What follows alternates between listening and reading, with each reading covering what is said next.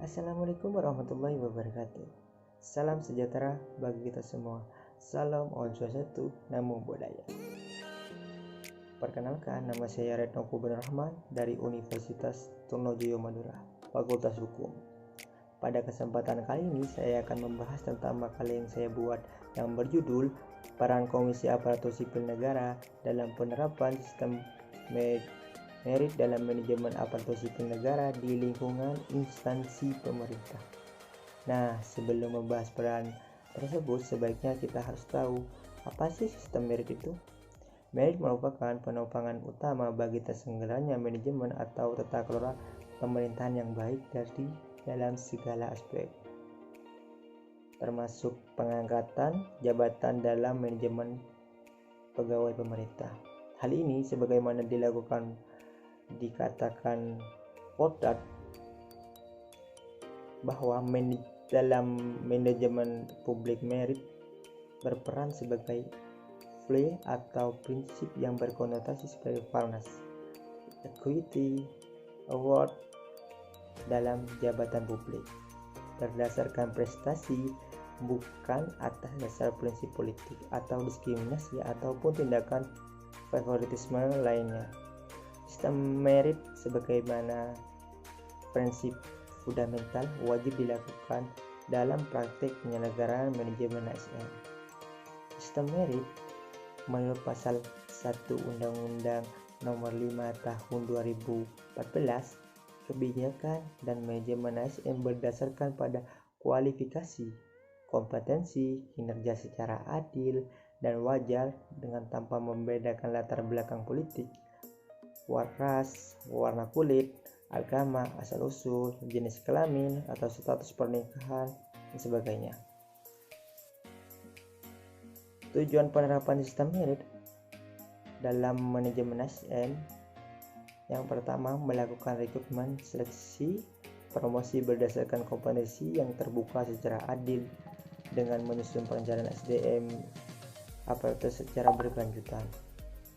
Yang kedua, memperlakukan pegawai ASN secara adil dan setara. Nah, sudah tahu kan sistem merit itu apa? Selanjutnya saya akan menjelaskan tentang peran Komisi Aparatur Sipil Negara dalam penerapan sistem merit manajemen aparatur sipil negara di lingkungan instansi pemerintah. Komisi Aparatur Sipil Negara atau disebut KASN merupakan lembaga non-struktural yang mandiri dan bebas dari intervensi politik.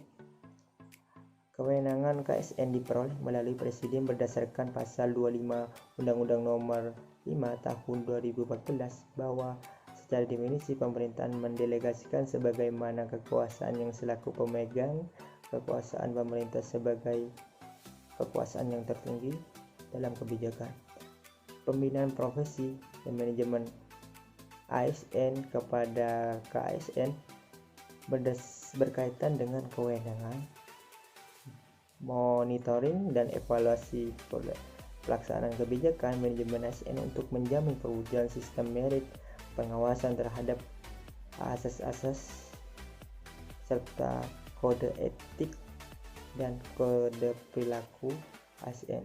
Perolehan kewenangan delegasi ASN dari pemerintah merupakan bentuk pemberian wewenang dari suatu badan pejabat pemerintahan kepada badan pejabat pemerintahan lain, sehingga Presiden tidak memiliki lagi kewenangan yang telah dilimpahkan kepada KASN. Hal ini bersesuai dengan syarat pelimpahan wewenang pemerintah melalui delegasi pemerintah.